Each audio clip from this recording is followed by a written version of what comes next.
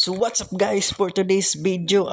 Matik na munog anak na akong pares no for today's vlog. Wa na edit wa na in town effect panindot og effect no kay tinda na yung istorya mas gusto pa ni Mita kanang simple ng makagin pakap no. For today's video lantawan ninyo kung paano nanganak akong misis porte kasakit. Lantawan ninyo, let's go.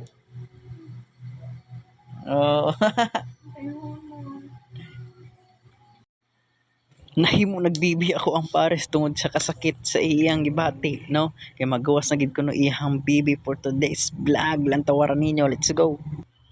So lil advice tra guys no sa katong may mga pares nga buntis ayaw in taon ba stressay nyo hang misis kay tinuda na yung istorya no stress na kay sila hang gibati nga ako ra masulti ninyo no ug unsay gusto nila tumana kay ngano ga stress pag gina sila samot no once gani ma stress ang sa kabuntis may didensi nga dili nindot ang pag-deliver sa bata or ang pagpanganak nila no maura na guys lantawan ninyo ang mga proseso ug unsay nahitabo kay sa akong pares no before siya nanganak sa ko ang Lil Angel nga si Bibi Mara. Let's go lang tawanin yung video.